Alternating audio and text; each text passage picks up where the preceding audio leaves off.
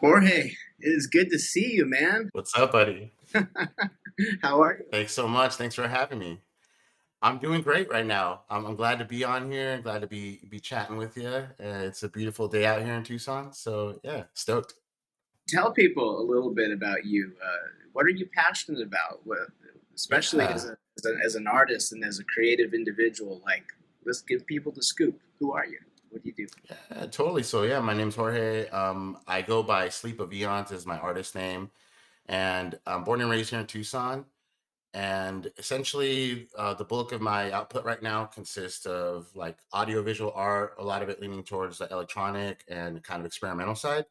There's a lot of synthesizer use, a lot of modular synthesizer use, a lot of computer production, and I try to kind of complement that with a little bit of visual art. So I do some generative art, I do some computer art and things like that, and I try to mix them all together. And right now, this is my main project and my main thing, and so that's my musical kind of personality. And then here in Tucson, I'm co-founder with my partner Angelica Lopez here in Tucson of the FREQ Tucson like synth and audiovisual art community. So that's a huge part of that takes up the rest of my time. And so between those two things, it's just kind of trying to make art all the time and music and get people out to enjoy it essentially. Yeah. Well, you are doing a wonderful job. I haven't been able to attend every event that you put on, but I gotta say they've always been fun, and I love that you're kind of helping create this community. And I think the more we can stick together as musicians, especially in this day and age, or as artists or whatever, it's cool because, like my history coming from Vegas, it was interesting because it was kind of a mafia mentality of like, I'll do a favor for you and then you do a favor for me. And a lot of people just kind of had that vibe. So Sure. you could network pretty easily. But other cities, it's a little bit harder, to network and meet really cool people. Yeah. It's so awesome to know you and to be in the same city, and Yeah. then to see your projects and stuff. So it's just so exciting, man. So Well, thank you. I'm happy to have you on here. Absolutely. Can you tell us a little bit about how you got into the whole? Because you were a bass player, right? Yeah. Or a guitar Yeah. player Bass, guitar. originally? That's my main thing since I was like 14. Played bass and guitar, and a little bit of keys and drums, but mainly strings. Yeah, it just started. I was a bass guitar player since high school. Played in like bands throughout my teens and 20s, and right around like I guess around 30, you hit this like I don't know, it's a shifting kind of time in many people's lives.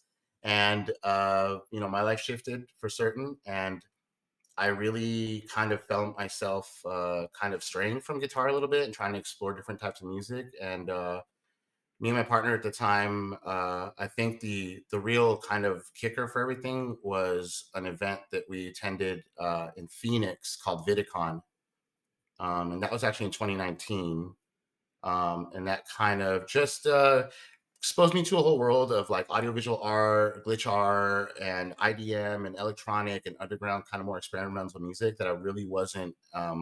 I was on the fringes of it, like barely learning of it because I was getting into modular and stuff, but actually seeing this scene in a giant rave warehouse, so to speak, was bonkers. And I was like, this is the scene I've been looking for. So yeah, from guitar and bass and stuff, it just kind of led to electronic music because I think I just felt a little stale in that, it didn't feel like I was gonna be able to express myself how I wanted to.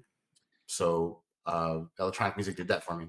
It's so funny you say that because I was literally just talking about that acoustic guitar yesterday, and I was saying, people will pay a lot of money for an instrument, which essentially makes like one sound, right? And then you think about the other side, like modular, which is just this cacophony of like any sound you want to create, hypothetically, right? So they're so different, but being exposed to a certain type of music in a certain setting, I really do believe is the, if you want to say, an initiation, especially into electronic music. Because I've had friends that did like hated electronic music, but then once they went to a rave or experienced a light show or something, they were like, "Oh my, I get it now!" Like, and so I wonder, and I'd love to Yeah. hear your thoughts. Like, how much do you think the experience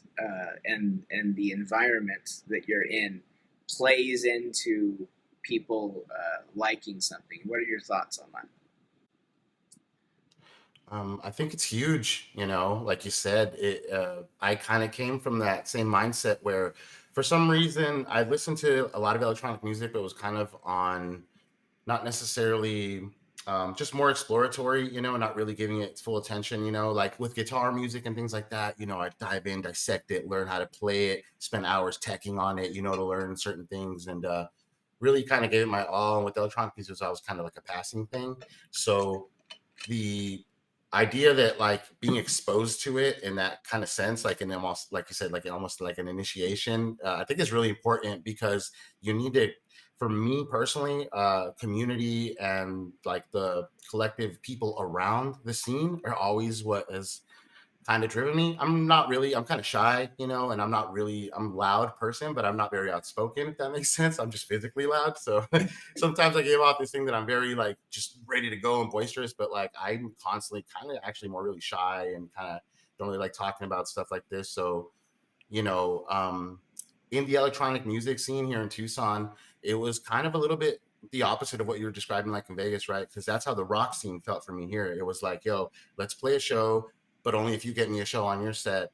And, you better make sure you do it. And if not, we're not going to be homies or, and it did make things work, right? Because like you said, people network and you start getting tit for tat. But it's just a different scene. And when I saw these people up there in Phoenix, one of the coolest things was there was actually a traveling kind of open experimental mic night that they called resonant frequencies. Oh, cool. And they're a little collective from, yeah, they're collected from San Francisco, and they were down here for this vidicon event.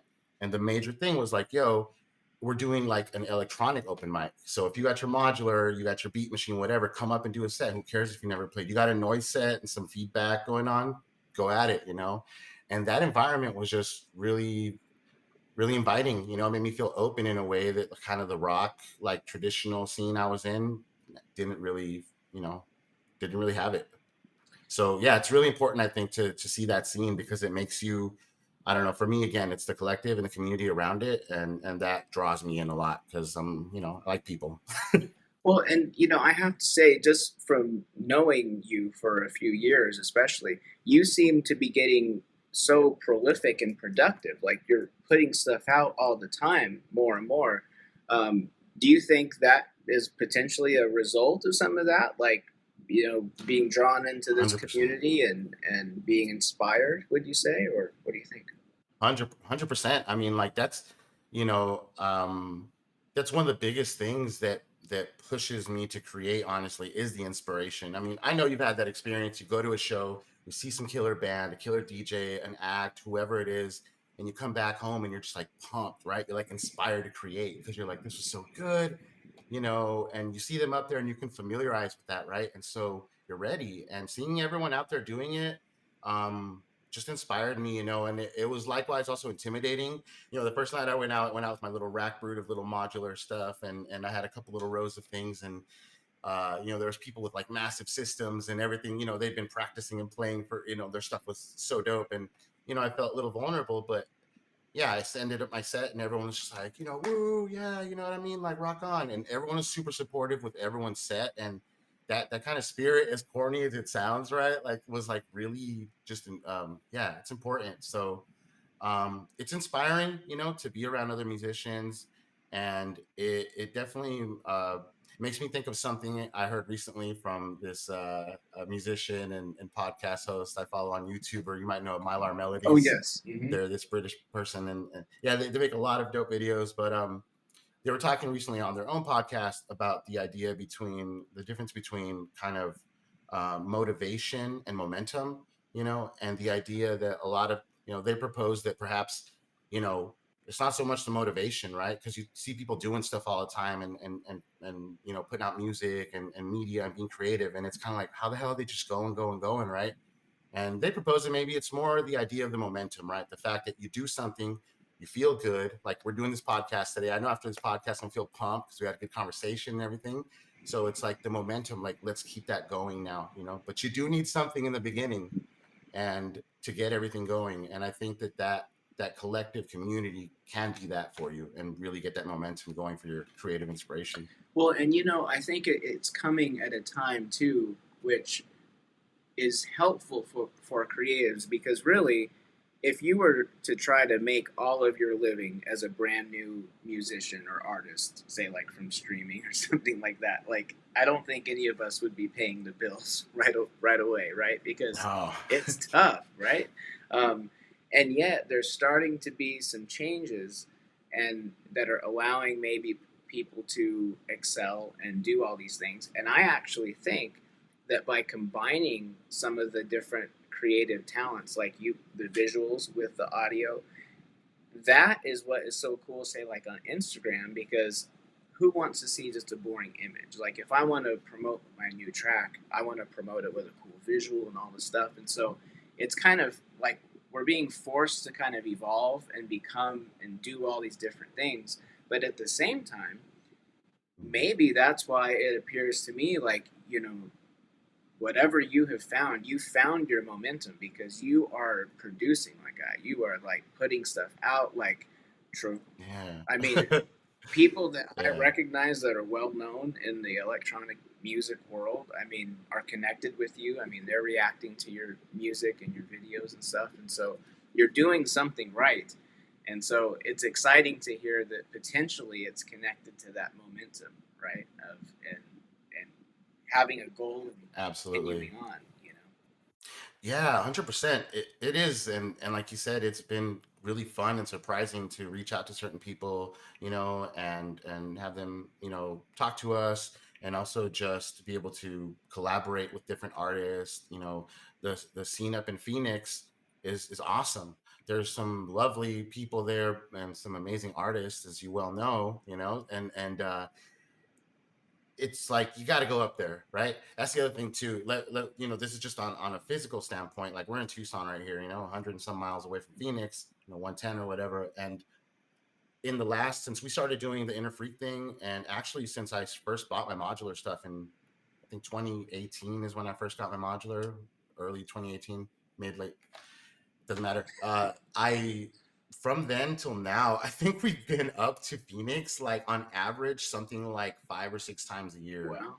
like to different events, to just little synth events, to go do visuals at the spot, or just to go to a concert, And every damn time it's that physical thing, It's like you're out there and the people that are like-minded are at the show. So you say what's up, you network in real life, and but it physically you have to go. Like there's no, man, it's, you could be online and stuff, but you gotta go because it breeds community. And you know what we found, like a great friend of ours, an artist, Tony Ober, who goes by Sohn, when we did our first synth meet, we saw them down here at Solar Culture. They did a dope like a modular sound bath, right? And it was cold as shit. And like they basically sat at the floor, and everyone just like put their modular on. And he did this awesome ambient set, and everyone just laying down and soaked it in for an hour, and it was great, right? And it was at the time we were trying to build our first FREQ Symphony, and we asked if they would be willing to come down and perform and support this thing, and they're like, hell yeah, I'll come down, and it's like we can't really pay them much, you know what I mean? There's no real financial incentive, but they're just like, yeah, you guys are into weird stuff, you guys are into Max MSP and making weird glitch music, and I'm down with y'all. So I'm like, cool, and that's that thing, right? That having them come down and play and everything just gave us momentum, because we're like, yo, people are into it. You showing up again to the synth meet, you know what I mean? with your partner and everything, just like, like, hey, we're here. What's up? You know what I mean? Checking out the weird stuff. I was like, yo, they said they were going to come, and they did come. And like that again builds the momentum. Those little wins, you need them as a musician, like you said, because it's hard out there. As any kind of creative artist, you need those little wins. Well, yeah, and I completely agree. And like you said, being able to network and get to meet all these people, but at the same time, being able to, like you said, perform your art, whether that be visuals or whether it be working on your modular, um, people being able to see that, because even like as a producer myself, I'm in awe of looking at you, because I'm like, okay, what's he doing today? And what has he got going on there? And so that's Yeah. always inspiring to me Yeah. too. And then other people that may not know that much about it, like, we should probably explain what modular even is for people listening to this that aren't. So give it Yeah. a shot. You want to explain what modular is? Yeah.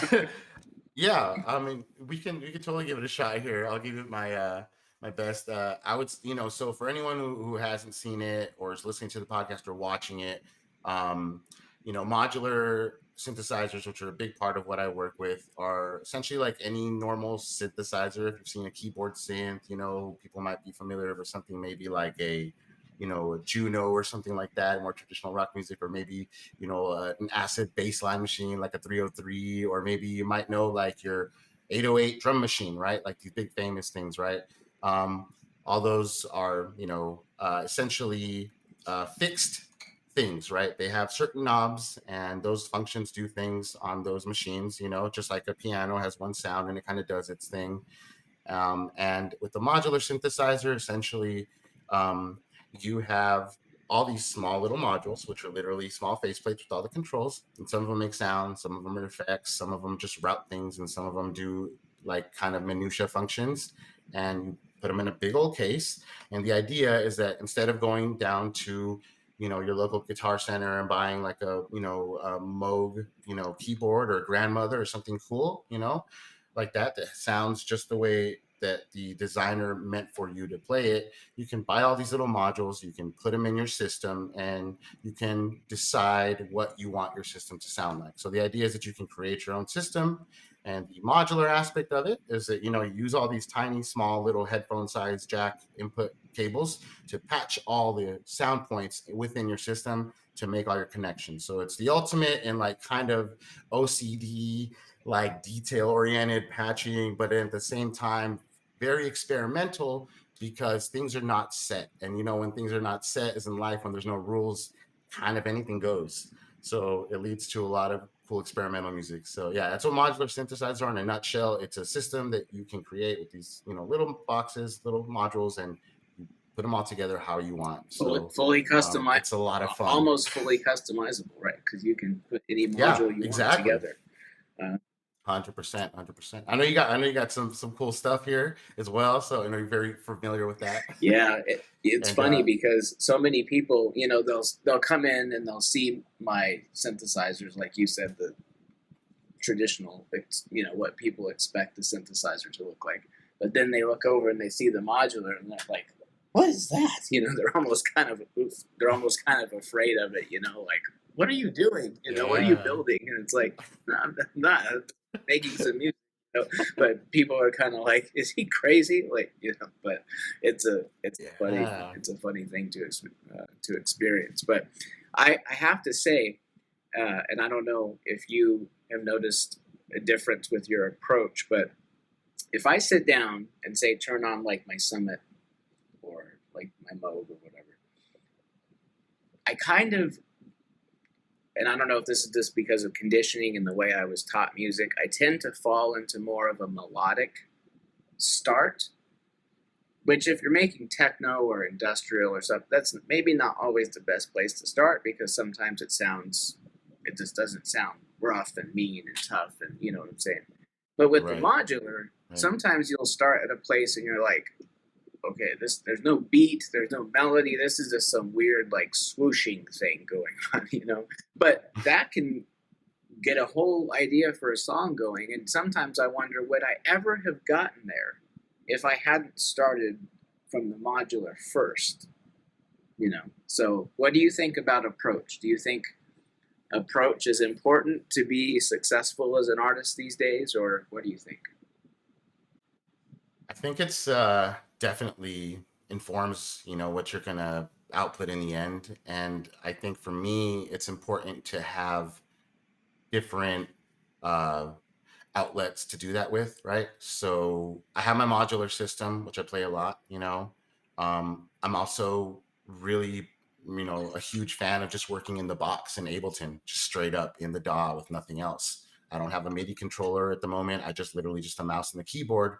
And there's a simplicity and like a finiteness to that, right? Just like with the modular, there's an endless possibility in a sense.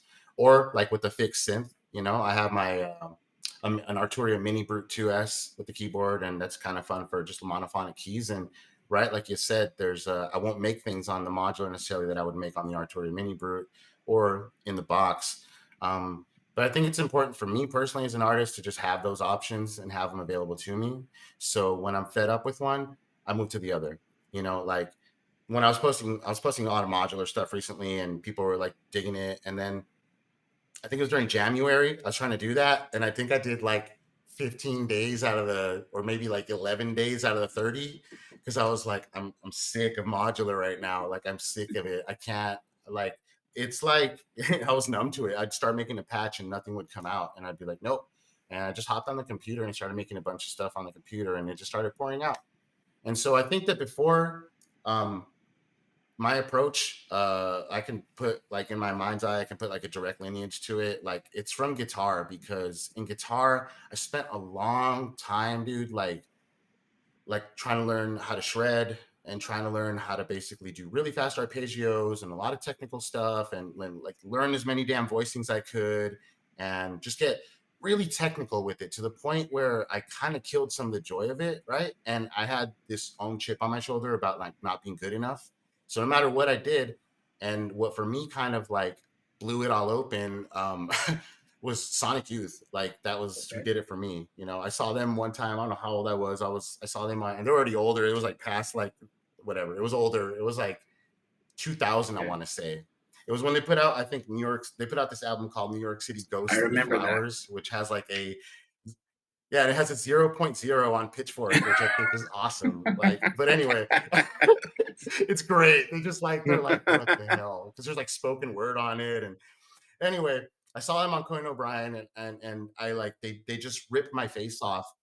Yeah, I saw him on Conan, and it was just like Kim Gordon ripping on the bass, and they were all a little bit older at that point too. And I was like, who the hell these old like white people that are just like rocking so hard? I've never heard of them, because I was like 15 or 16 at the time, and it just blew my mind. And then I realized at that point that I didn't have to tech out, and it didn't matter. I could take my, deluxe memory man and run it into, my little Fender amp and just sit in front of it and wail on a wall of feedback. You know what I mean? And, different artists do that for different people, but they did that for me. So now I think that when I come to something, instead of trying to butt my head against the wall and be like, I have to do it on this machine, I have to do it in this way, I'm like, you know what? Screw it. I don't. Or, there is no rules. I really try to keep that in mind and kind of keep that spirit. Well, and I'm glad you brought that up, because I actually think that's an ongoing, I don't know if I want to use the word problem, but it's an ongoing discussion that I see on YouTube, and I see a lot of people saying like, what synth should I buy first, or should I get Logic or Able? And it's like, I understand why they're asking the question, but sometimes I think people need to understand, well, what kind of music first are you trying to even make, right? Because like if you're trying to make chill house, some things might be better. If you're wanting to record guitar and do Yeah. all that other stuff, I mean, Ableton still might be great, or Logic, whatever, but some people might want to use Reason, or they might want to use their iPad, or they might want to get into hardware. And I think it just depends on what are you trying to achieve, because there's also the time element, and so many of us are so busy that to be really good, to Mm-hmm. keep flipping tracks, and let's say you were on a big label like Drumcode or something like that, and let's say you tried to put out 4 tracks a year, right? I mean, how much time and effort would you have to put in to create 4 tracks that are good enough to actually be licensed and picked up and released on a label like that? And then you think, well, do I have the time to just sit around and screw around with, for 5 hours, Yeah. and so I have that dilemma, because then I think, oh man, do I need to be more productive? Because if I'm trying to get this, like you did that challenge in January, right? So there's a certain point where, like you said, our own self-critique or our own ideal that we have in our mind can prevent us from Yeah. even releasing things. And that happened to me for a few years. I just completely stopped because I felt like nothing I was doing, it was close, but it wasn't there. It was like a 9 out of a 10. So I just didn't release Yeah. anything. And I think then that can be depressing to artists because we want to release things, we want to create. But then when we don't get to fulfill that, I think it can be, I don't know how to categorize it, but it's not appealing to us, right? Or at least not to me. Yeah. No. And so some of us are really hard on ourselves. And one time, I'll tell you, this is a funny story. One time I had a whole playlist of tracks I had bought on Beatport, and somehow accidentally one of my tracks had gotten copied into there. And so as the folder's playing, I'm like, oh, I'm jamming out everything, and I'm like, oh, this song is good. I'm like, oh, this will mix with that. And then I was like, wait, this is my track. And as soon as I realized it was my track, I immediately was like, oh, the bass is a little muddy, and oh, the highs are probably a little, like, immediately my mind just started attacking it. Whereas before I knew it was me, I was grooving along to the track. And so I'm like, what does that mean? Right? Like, I feel like there's something to learn there, because people want to be successful, they want to release things, but some people can't even finish writing a whole song, and sometimes I wonder if there's a lot of things that are built into that, like just the workflow or the approach even. Oh yeah. Tons of it, man. And I think it's really important that people talk about this, and I'm really happy that you brought that up, because I think just as artists, people don't talk so much about this stuff, about the vulnerability kind of being an artist, putting yourself out there, and honestly, having to find, if you don't have it, create this embedded confidence in your own music, and just outright, yeah, it's hot and here it goes, it's good. Some people are born with that thing, and some people like myself are not. I don't have that. It's hard for me to push myself out there and put it out. I think I always look back at the time in my 20s when I was in guitar rock bands, right? And I didn't really have a computer at the time, but I had this big Zoom HD16 that had a big CDRW in it and a little hard drive, like a 20 gig hard drive, which was massive at the time. And 16 channels of recording with little XLRs on top. And that was like my DAW outside of it was a little hard disk recorder.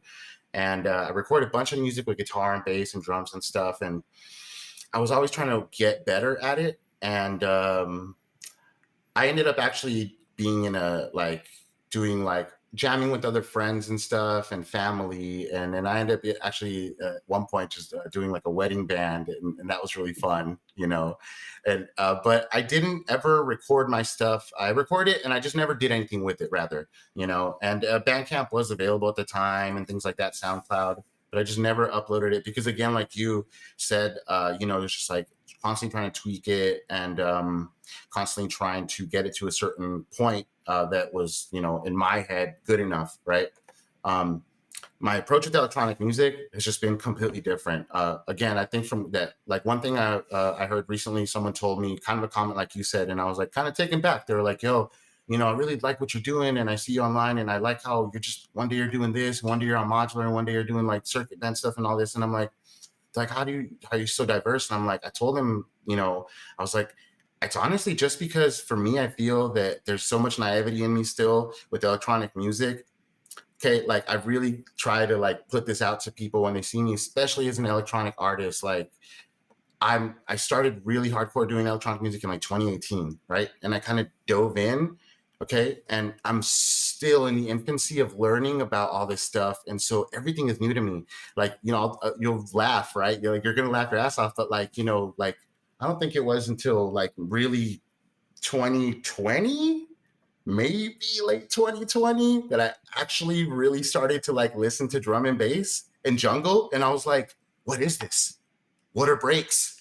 Like, you know what I mean? And everyone that like, I knew around me in the electronic scene was just like unfazed by this. You know what I mean? They've been hearing this since the 90s. Like, they're like dead to it. And so it was cool because I tell people like, have you heard this? Have you heard this Aphex Twin record? And they're like, yeah, it came out like 20 years ago, and all this stuff, right? Like all this music that like is really new to me. I feel like a kid in a candy store, basic techno and house and things like that, learning about like different genres that are just, been around forever, just all new to me. So I have this like little weird, in my eyes, this little advantage that all this stuff is kind of unexplored to me.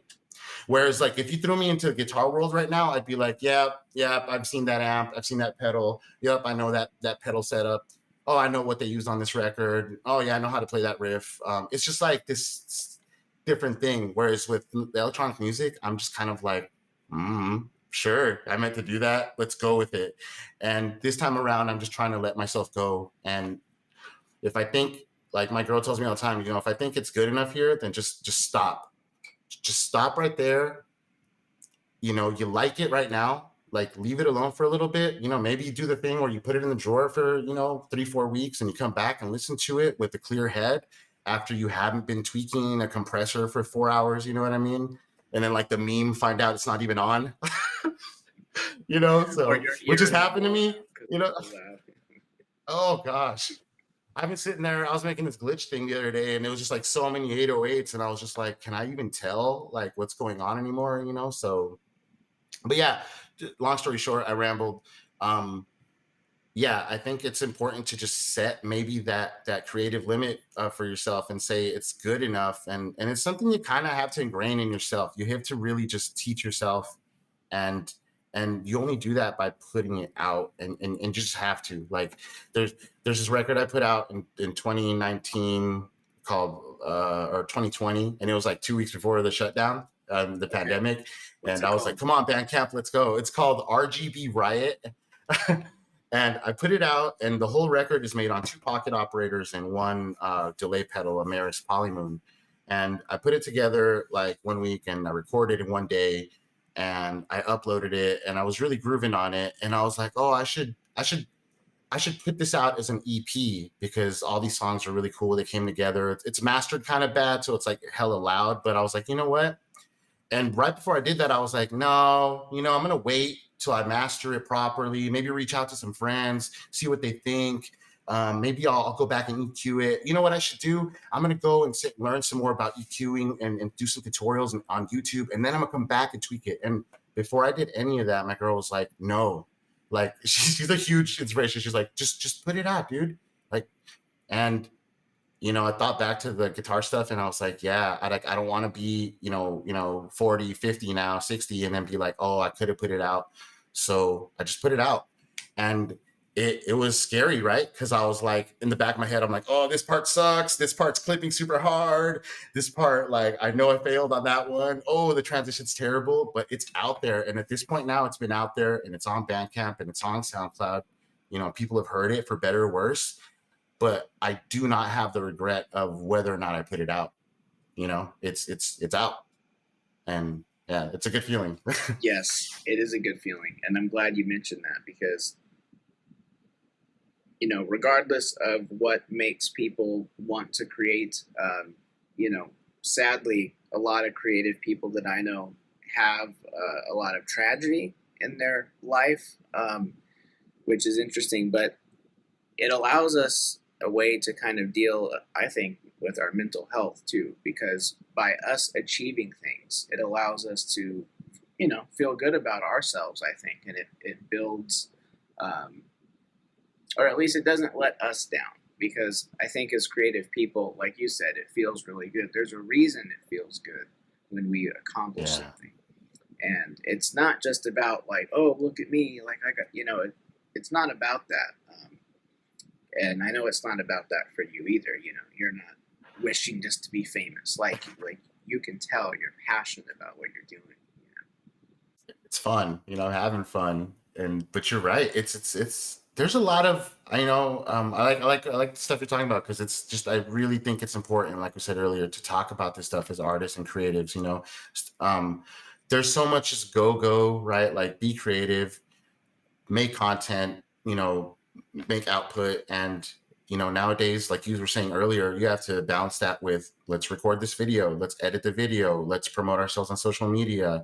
By the time you're doing all that, it's like, here's 5 minutes I have to make the music, and it's like crap, so, and I get that. And then social media is also, I want to say, especially to anyone out there who sees, especially me, posting stuff on there, just know social media like is awesome, and it can be a great place, but it's also really harsh. And I want to remind everyone to just not really, it's easy to say, but like just don't look at the hate, don't look at the negativity. Really try to avoid that. Don't worry about your numbers, don't worry about how many damn followers you have, don't worry about like if you got extra or if you lost some.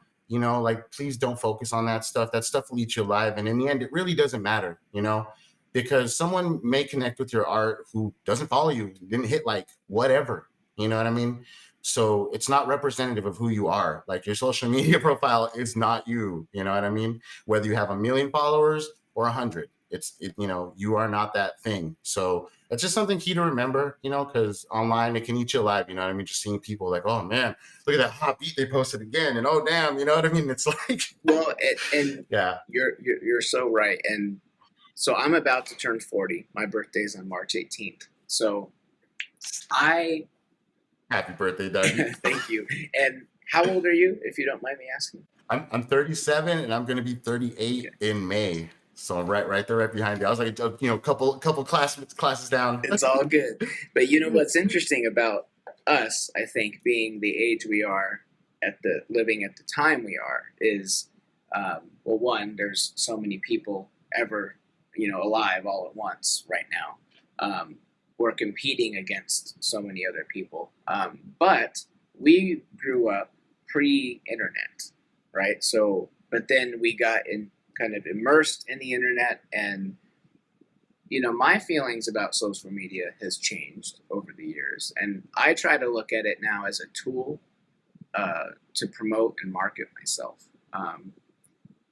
I try to not get sucked into the whole vanity aspect of everything, like you said, the numbers and all those types of things, because it's not real. It's a moment in time. And like you said, what they don't see is the next day me feeling depressed or feeling like my music sucks, or so you're right. These things don't get cataloged, and I think it puts a lot of pressure, especially on new artists that are starting, because they're like, oh my, I keep hitting this thing. New artists are like, it can be very overwhelming, even mastering, mixing. I mean, it's like, how do I get involved with all this stuff? And it's like, just giving tips for people, you don't need tons of gear, to start off. You really don't. Find a way to express yourself that you connect with, because when I come in the studio, especially if I have an idea or like a groove or something in my head, I want to be able to just like flip on the switches and within a couple minutes like be playing and recording something. If I have to go through all this setup and plug in all these things, it like that takes away from that flow, And so my approach is, I've had things, and it's like, to be honest, even this Zoya pedal, it's like, oh, awesome. I love this, but I never use it. And so I'm trying to think like, I see. should I have all this stuff just sitting here that I'm not using when I know the pieces that I use all the time? And because of that, I learn them really well. And I'm able to just immediately like get in there and, if I want a dissonant bass line that sounds all evil and nasty, like I know exactly what to do. If I want some clear crystal pads, I got my Jupiter. It's like, but too much gear can be overwhelming, because then it's kind of like, oh man, I don't know where to start, or I don't know what to do, and So I think a good tip for, and maybe you agree, I don't know, but a good tip for people starting off is find an approach that you connect with, because people might tell you, and to go, I know we touched on this already, but like, let's say someone says, well, you need to save money. Like, okay, we'll try Reason. That's based on the old analog design, which they may not understand at all, and we can do Exactly. overlays over all this stuff. But when you see a user interface like FabFilter, do you like FabFilter's plugins? Have you seen the way they look? Like, I do, and I've used them, and they look gorgeous. I mean, they look really. I love the aesthetics of them, but also they sound really good. yeah, and so that to me is like what a tool you would use on the computer. It's like an amazing tool. But then Reason is based off of this very hardware approach with like real knobs and faders and all that. Catching and everything. Yeah, All and some turn it in the back. exactly. And while that's cool, for people like us that remember all that and understand all that, there's probably a lot of new beginning people that might be, in their teens, and they're like, this, I don't understand any of this. So the more that we can kind of spread knowledge onto people, I would say decide what you're trying to do first. Are you doing this as a hobby? Are you doing this to try to make money? Like, what is your end goal? Because if you just want to play around and have fun, cool, experiment. If someone's sitting there and they're like, no, like, I'm committed, I really want to try to produce and get on a label, and that's my goal. It's like, well, you need to figure out how to be efficient, Right. how to be able to write songs, get them done, mix. Like, you got to have that sets your goals, right? Depending on what you're trying to Yeah. do, really. Yeah. But I don't hear that side of the conversation a lot. Usually I just hear people like, oh, well, buy that synth. That's a good mono synth to get you started on synthesis. And it's like, well, is that even the right conversation to have? So, what, from your experience, what do you think? What do you think is a good tip for someone just starting off that wants to make electronic music? That's a good question. I think what you said is I do agree definitely with the idea of, if you want to make some kind of electronic music, get really good, maybe on one instrument first, explore first off, like, I might say, like, if you want to make some electronic music and there's some artist out there or something that you like, go out there, find out what they're using, find out, maybe what gear they have, maybe it's crazy expensive and you don't, have, the means to get that. Maybe there's cheaper alternatives, and then essentially, you learn a lot of good stuff by trying to emulate your heroes and trying to do what they did, because it's cool, it's inspirational. So I would say that's a great place to start. And then, then get yourself an instrument and, try to dive in. Sure, look up some YouTube videos. There's a lot of cool, informative ones, but don't think that, like, this first decision on this first synth is going to determine everything and that it's like this final thing. You're going to have many instruments if you decide to go down this path. And if you're open and try to explore, you'll come across things and maybe, end up deciding you don't like this certain keyboard and you don't want to be a keyboard player. And maybe you want to make, weirder sounds on a modular, modular is also super expensive. You know what I mean? So for example, if you want to get into modular, you might not be able to buy everything right off the bat. So, there's DIY options if you're into that kind of stuff. There's clones. And maybe you can't even do that. So there's things like VCVRT, where you have a virtual modular that's free, right? So, like, I think just stay open to all the options and like you said, maybe don't, get really good at one instrument, but don't think that you have to be stuck with that. At least that's for me. My experience was like kind of putting myself into this box where, like, I'm going to be good at guitar, and that's it. I'm going to rip on this thing and everything's going to be about guitar. And if I hit a creative wall with it, it's, it's because I'm technically not good enough, not because I'm not driving with it. And that's a dangerous road to go down. If you find yourself, for me, with a piece of equipment and you're just not having fun with it, like, I like to work, so I'm like, give it a little extra, give it a little more 10%, maybe dig in the manual, see if there's a cool trick that you're missing that open it up, try something new you haven't. But if after that it's still just not jiving with you, like, it's all right. You know what I mean? Like, get something else. It's cool. Like, what I mean? Don't feel like you gotta butt your head against the wall and you have to be creative and coax it out of this machine. Like, there's a million things out there for you to explore, so do you, like, definitely, like, follow, what moves you, like you said, so.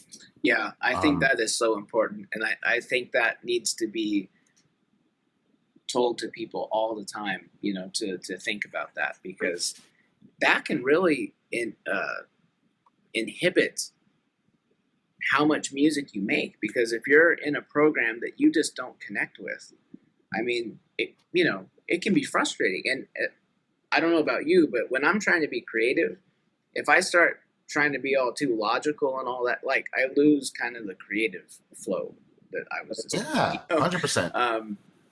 so yeah, I think it's a really good thing for especially people starting off to think about. Um, but one thing I wanted to mention with you too is, because of our age, Mhm. we're seeing things change now. So like when I was a DJ, um, the last real year I was ever paid professionally was like 2008, I would say. So, but you had promoters, you had managers, you had all these different people that were there to help you, right? Whereas nowadays we're doing everything ourselves mostly. I mean, maybe you have a friend that helps you, but I mean, we're making videos, doing all these different things. And so, True. how do we maintain that, especially at our age? Because you got these young kids that are able to just flip out all this stuff, and I have some health problems. Yeah. I mean, I know people will laugh, but I mean, me at 40 is very different from me at 20. Um, so as we get older and as things change, Oh it's yeah. like, how do we Oh deal yeah. with that? And no one's really talking about that either. And what's it like for us as we get older? So, do you have any thoughts Hmm. about that, or dealing with that, or what do you think? Yeah. Oh, yeah, no, totally.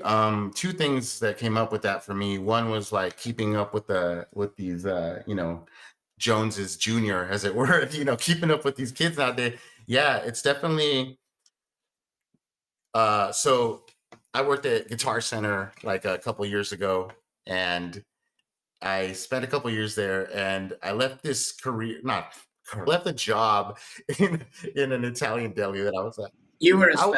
specialist. Come I on, can cut you a were a damn good specialist. Parmesan, Reggiano wedge. Trust. No, I know how to work that wire.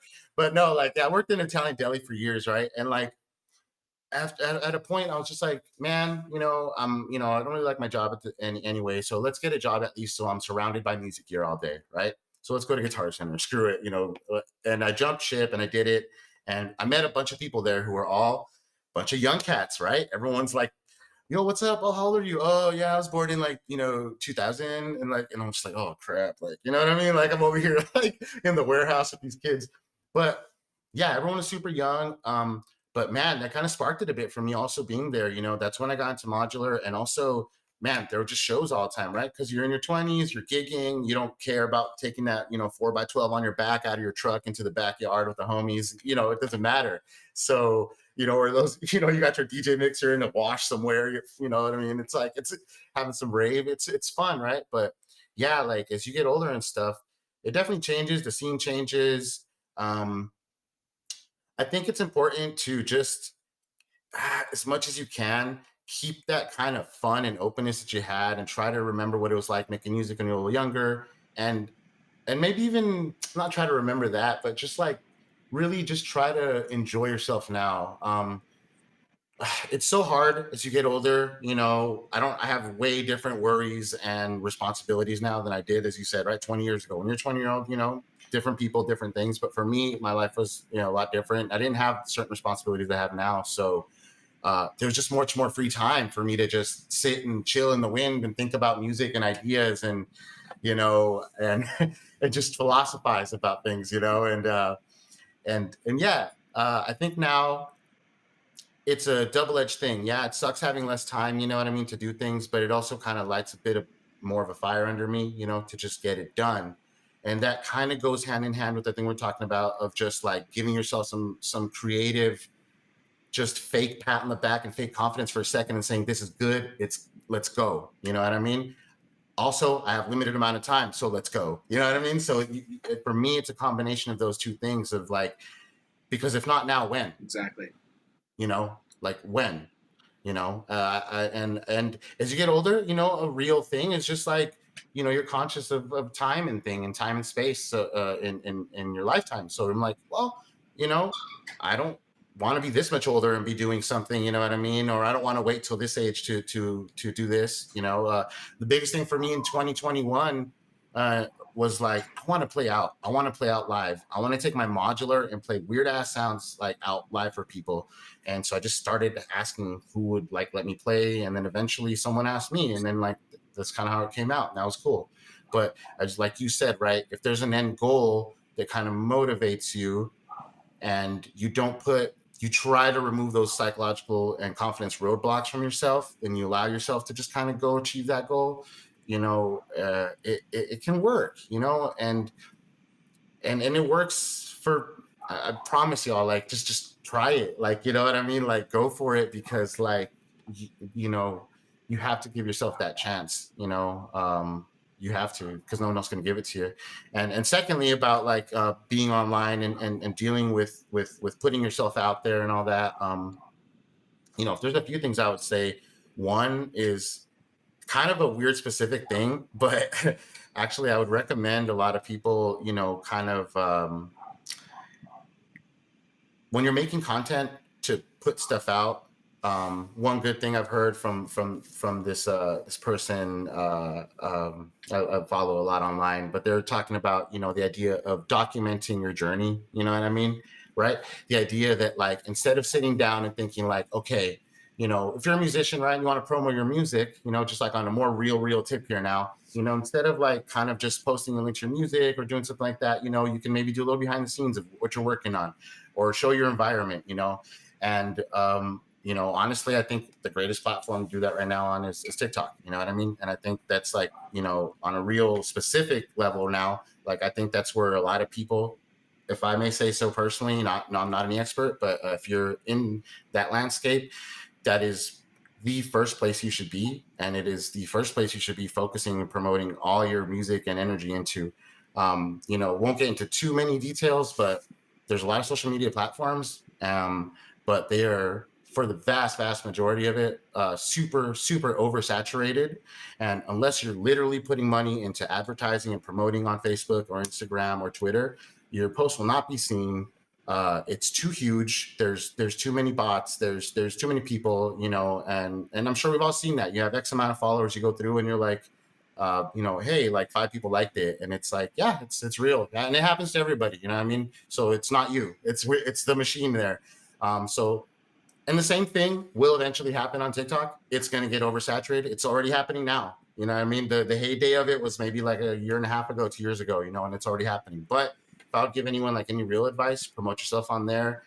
And then when that place becomes saturated, don't be afraid to leave and go to whatever's hot, right? Like don't stick yourself in a hole. Dip out when TikTok is dead and something else is popping off and it's huge, and go there, you know. But yeah, you know, put yourself out there, get on these platforms, and maybe document yourself, so you are just kind of doing your everyday thing. You know what I mean? The other day we posted something through FREQ and it went like, you know, mini viral, and it was like really cool because that kind of thing doesn't happen anymore on these other platforms. And it kind of, you know, you need those weird algorithmic wins to kind of get a little momentum digitally.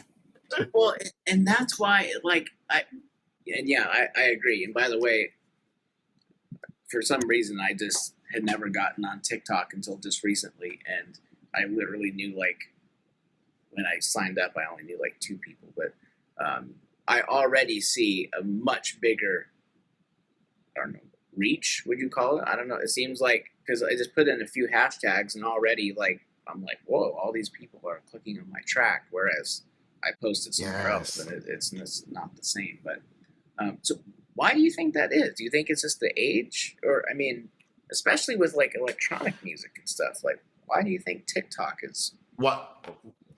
Yeah, I You think, think it's well, I it's just because mean, that's what's I'm kind of a, popular right now? You think maybe that's why? well, so I think there's a couple of reasons why, and I mean I could delve into this, but that could be a whole other podcast because I'm kind of a geek on this stuff because I really love kind of social, just the way things work socially, especially online. And so what I've seen personally is Instagram, started off as a photo platform. You post just pictures, and it started off actually as for photographers. It was not for kind of the general public. It was a place for photographers to share with other photographers. That was its thing, and it eventually evolved into blogs and personal posts, and then videos, etc. Right? But Instagram, I don't know, and people can agree or disagree, but I felt this thing around like 2017, 2018, where Instagram started to have this feel that like essentially it started to have this weird glossy sheen to it where like everything was hot, all the people looked super good, all the men were handsome, all the women were like gorgeous, everything, all the electronics were shiny, everyone was living an awesome life, everyone was like beaching in like some awesome beach somewhere, and it became this like for me a really I just it looked like a place where everyone is essentially showing how great their life was, and it just kind of seemed like a place where you made you feel bad to be on there. Like, damn, I suck. My life is lame. Like, you know what I mean? Nothing's going on in my life. Like, whoa, these. And so TikTok started off as this other app before called Musically, where it was, yeah, more of just doing the dances and whatnot and lip syncing to music for a smaller demographic. And when it launched into TikTok and moved into the US and opened that up, the demographic now on TikTok, literally the hugest demographic is 25 to 35 or 20 or 35 to 40, something like that. It's in that media range, like 40 to 25 years old, more or less. That's the majority of the users on it. It's the idea that it's that like kids are on there is like that's like 3 years ago, essentially.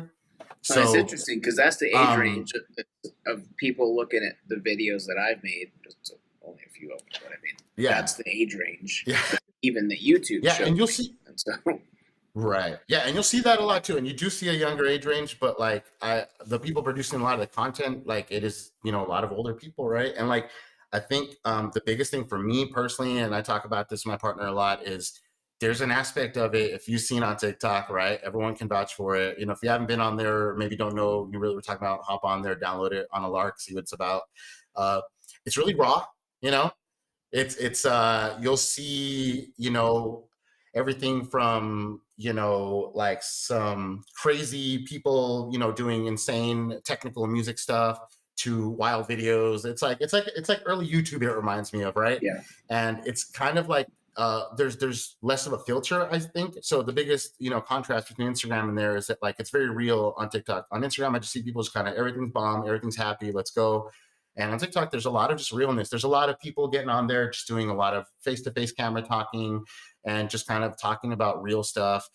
There's a lot of people showing their lives, and they're not maybe aesthetically pleasing, and they're not all that, but they're very real. And that connection is driving that platform to where it's the biggest, social media platform now. It's number one, and it's like, I think people are connecting on there. So the other day, like I said, we posted a video, like a 15-second video of this jam I did in Ableton, which I do all the time, and I posted many of them before. And for some reason, I posted this one, and I posted the same video on Instagram, and I was just like, "Hey, this little video is like, it's wacky, like, what I mean, like, just making these weird sounds and just talking about my experience." And I checked it the other day, and it's got like 15,000 views, and like a bunch of people digging it and stuff. And Wow. it's interesting because if you go through the comments and whatnot, I like basically saw that most of the people are like, "Oh, that's awesome though," or "these sounds are wacky," or "I want to make stuff like this." And it's cool because that familiarity and that kind of community thing, you don't really get that on other platforms. So I think that's what's driving it so much. There's just a sense of like, this is pretty real, and opposed to many of my Instagram videos where I set up the camera and it's the front facing one and it's like all the lighting's good and I set up the audio. This was like literally like a ghetto video I just shot like, super fast. And again, I think that realness, is there's certain people I follow on TikTok who are huge stars in the synth world, and they're huge on Instagram, but on TikTok they post the same content, which is another thing. Know your platform. It's the same content, right? Like, here's a shot of my amazing studio. People are like way put off by that. Like, I'm not going to speak, for everyone, but I get the vibe that it's like, it's more of a like, yeah, that's cool, whatever. Like, It, you know what I mean? Whereas so, like on Instagram, so people are like, damn. is it more like if it's only in the proper context of it, not trying to show off? Is that kind of what you're saying? Is like, I I feel like that's a little bit of like maybe not even showing off, but like okay, I'll see a lot of videos on the platform of like, someone being like, I got this $5 Casio at a garage sale and they're playing it and it's all busted and kind of wonky. And because maybe there is some younger demographic also, and you know the realness of that, I see a video like that and it'll be huge because I think people are like, yeah, I can get a $5 crappy Casio tone at a garage sale. um, Sometimes I'll post stuff in my modular and people think it's cool, but there's a disconnect, right? Like, because I think sometimes people, uh, it's kind of known that this stuff is kind of expensive. You know what I mean? So they might think it's cool, but it's more like, oh, there's, like, there's maybe a disconnect where there's like an accessibility thing. You know what I mean? So that's something I feel like maybe it comes down to a whole different psychological kind of thing in myself, but it's kind of like when we were talking about the YouTube thing where there's like, you should get this synth, right? Or what's the best whatever.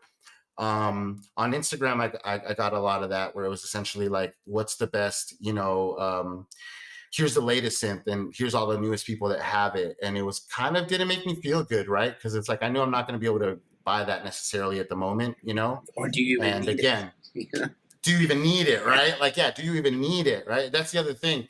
There's this feeling of like, of on TikTok of like, I don't need anything, be great videos of like homies doing like, in like, somewhere in India just jamming on like a bucket drum on the side of the street. And it's like huge because people see them having joy doing it. It's like this early YouTube thing where people are like, oh, the world is Well, human well, and again. okay, Like, so what I what's mean? so neat about that is, at least from what it sounds like people are being able to demonstrate and showcase their creativity, and they're doing it in these quick little, what, 15-second mostly. Yeah, yeah. Mostly maybe a minute tops. You could do 3 minutes, but yeah, little ones. So think about how the technology is changing the way we communicate with others. Like think about how an artist might have promoted something back in the day, and now think about these new tools, like you're saying, and it's like, wow, maybe you have a minute tops to try to connect with your audience. Like, how are you going to do that as an artist? Like, what is Right? your goal? Exactly. And I think for if I would say just interject for a second, would say like for me, what's worked is and it's been just like showing what I'm doing kind of in real time and try not to filter it too much. Because trust me, like I know we talked about my content earlier on stuff and I appreciate that so much. And I'm really grateful that you dig it because I do put a lot of work into it. But sometimes you're sitting there and you're making a video, right? And you put tons of work into it and because you think this is going to hit and it doesn't, right? And again, it's not representative of the hard work you put into it, and it's not an indicator. So I think on the idea maybe with TikTok is and to not get too like in my head about it, maybe the idea for me is to let go a little bit of that filter, right? Be a little more raw. Document that 1 second thing where it's just you and that new beat you made on, or that new patch you made on the summit, you know what I mean? And just be like, this sounds dope and it's coming over the crappy phone speaker and that's it. And I see that connect way more than the most highly polished things. So again, I think it's like, yeah, just kind of maybe put yourself out there, right? Like that's the thing. And it's hard. I don't know. It's just really hard to do that. It's the first step, but it's the hardest one. Well, and that it's funny because, so I don't know if you know who David Lynch is. He's a film Yeah. director. He when asked about a lot of his movies, he will not explain them. So like if people say like, "What is it about?" or "Did you mean this and this?" like he refuses to put any description. Like he wants you to experience it subjectively. But what I notice is that because of the internet and because of the tools, technically, when you think about creativity, it's on the side of the brain, that where the speech center is not located. And it's kind of like with dreams and and images and all these things. And um, as creative people who are used to dealing more with visuals and like all, being in the flow and all this stuff, we're now having to explain ourselves more or categorize ourselves more. And I don't know if creative people, well, some of them, at least I know I'm not good at articulating, well, what am I? Or what kind of music is this? And I don't even enjoy having to try to explain anything. But more and more, because of all the social tools, it seems like we do kind of have to categorize things somehow or market it somehow. And I don't know. Do you see that as a challenge for creative people? Because now they're kind of forced to define things a little bit more than before. They could just release a song or an album or a movie and not give any context and just let it speak for itself. Yeah. So, what are your thoughts on that? Yeah, no. I think that is something that happens a lot. When you're not given necessarily, you know, a category to be put into that you necessarily agree with, or that you would describe yourself as. It's kind of hard to then be like, well, what am I? What am I putting out, and how do I classify myself? And it's difficult, especially for artists, because sometimes you don't know, or you can't elucidate it. Like you said, when people ask me what kind of music I make, like, I don't know how many damn bio descriptions I've gone through in Twitter and Bandcamp, and electric, modular sounds from the desert, and experimental electronic, thing, whatever, just so many different categories. Dark ambient, this, and it's like, am I dark ambient? Is that what I am? Like, you know what I mean? So it's hard, but right, like for the machines, you kind of got to give them a thing to put you into the machine in a slot, right? So you can get categorized. Um, yeah, I think it's maybe, for me, what's kind of maybe helped in a weird way has been the community and the collectives. And so what I mean by that is finding like-minded individuals like yourself, and kind of then maybe this is my category, and kind of like making your own little side group of people, right? Like when we do the Inner FREQ stuff here in Tucson, and we do the synth meets, and we do our concerts and things, people are like, what is it? And at this point, I'm just like, it's live music and audiovisual art, and synthesizers. Like, I basically am just like, it's just whatever. And if there's hip hop, there's hip hop. If there's electronic, if there's noise, if there's harsh noise, whatever. I want it all to kind of flow in, because again, I don't want to try to, box myself into a category, so maybe find like-minded individuals, right? With people that are like doing things that you're into, and, uh, make that your brand, your category, right? Like your kind of thing is just like the art you're making. But people are going to categorize you no matter what, because if you're on somewhere, right, people got to be like, well, what do you do? And like, well, I'm an electronic artist, whatever. And that's fine. Let other people do it for you. If anything, you'll be surprised actually what people, come up with about your music. So it's kind of fun, I think, but it's something you kind of let go a little bit. Yeah. Yeah. Yeah, like I posted things, and people are like telling me it sounds like this artist or that artist, and I'm like, well, oh, that's cool, that's high praise. And sometimes I'm like, well, I don't know who that is. Let me go check them out. That's dope, and I find out someone that I did like, that I never knew about, and that's really awesome. So categories are interesting, right? They can be a cool place where you have some homies there with you, but just know that, like, feel free to just kind of expand in and out, because yeah, don't get pigeonholed.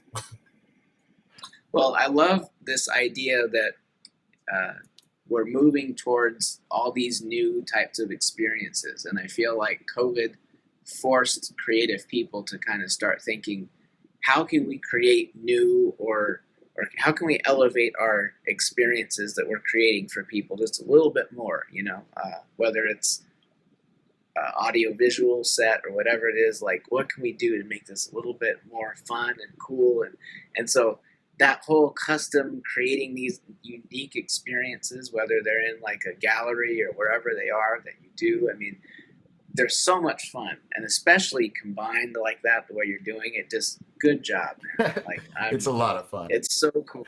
It's so cool to see what you're doing. No, thanks. And I got to be grateful just to all the people helping out. Like, man, shout out to all the local people supporting it to come to events, and also just like all the friends that we have, because that's another thing too. I just might say, like, for anyone feeling like they want to do maybe, start a little collective or run a thing like that, or put on shows. Um, just remember, you can't do it all yourself. And for me, be happy at the same time, and the sooner you get with your homies, get with your collective, get with your community, and let people do what they do and do it well, and leave them the hell alone, and then just kind of focus. It's like a good business, right? Like, don't micromanage people, let them do their thing and use their talent that maybe you don't have. If you're not a good videographer, get a friend who does good video, until, maybe you can in the beginning, it's just all you, that's fine. But get friends that know how to do that. You don't know how to produce, learn from a friend. If someone can't, make beats, you make the beat for them this time, because you already know how to work Ableton or Logic or whatever, and you provide that for them.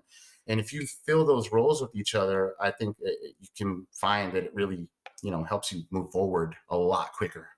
And these things can happen, like shows and all this, because I sure as hell couldn't do it without anyone. Like, like me and my partner alone and Angelica were just doing it in the beginning. And it's funny, like she's all little of me, and we're like lugging all these folding tables and synths out to like Solar Culture the first time. And, it was rough, but, then the homie showed up and like, helped us load everything. And like, it's like, yeah, I could not do it without them, How did your last event go? I didn't get up to Phoenix. Oh, how did that go? the last event that we did as FREQ was in August of last year. But in Phoenix, we did an event kind of, going as FREQ in the Phoenix Synth Festival. So that was really cool. That was February 12th, I believe. How was that? Because I missed that, unfortunately. Oh yeah, it was awesome. It was an amazing experience. Crazy shout out to Tony, Adam, like everyone up at Paradise Valley, community college. Their fine arts department is really supportive of experimental stuff, and they have a gorgeous stage where they let the artists perform.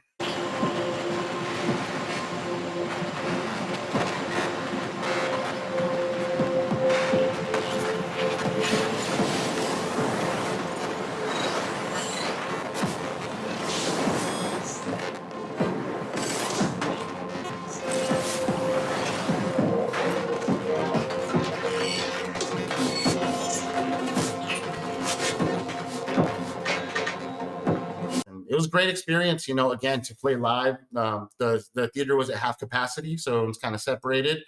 But it was just a great experience to play out live, play on a nice big meaty, the feeling, on a nice big meaty sound set, and just bump it, and it was really, oh yeah, it was just good, like pushing air in real life, just for me makes it, so it was a great experience, and I can't wait to go back. At Phoenix Synthesizer Festival, they're online, they're on YouTube. They put all the high quality videos up, so you can go back and watch some of them.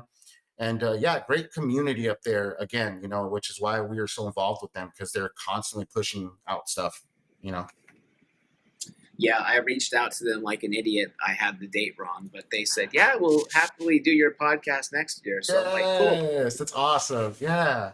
No, 100%. Like they're great. Like all the homies there are really nice and supportive, and they really like our scene down here, which is funny because I hear that a lot from the Phoenix people are like, yo, it's so cool down in Tucson. Like, we wish it was more like this down there. I'm like, really? You guys got so many cool people up here. But one of the things I've heard from people up there is that maybe because of the giant metropolitan area, it's a little more detached.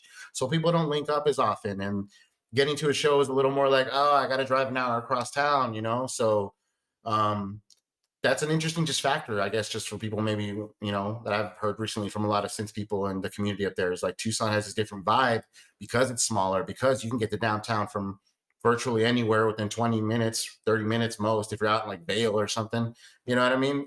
And the shows are there. So that's a cool thing. But yeah, that was a dope event. Well, that's cool, man. I'm really excited. And I'm excited again to see all the cool things you're doing. Are you planning a EP or an album or anything new that you have coming up soon you want to talk about? Yeah, for sure. We have a few things going on this year. I think it's going to be a busy one.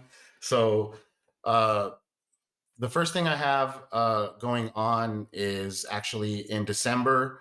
FREQ as a collective, we're really lucky. We got awarded a grant from MOCA and the Andy Warhol Foundation, right? So that was really cool. Awesome. So we got a grant from them to do a very cool installation that we're gonna build, and it's gonna include lasers, freaking laser beams, and it's gonna include projection mapping.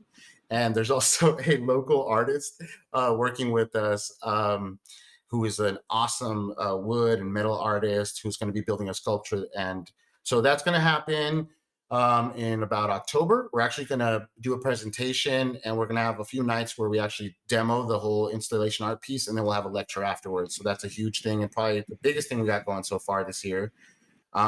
Second, in July, last year we did a small modular synth online, just virtual fest called the Modularissimo.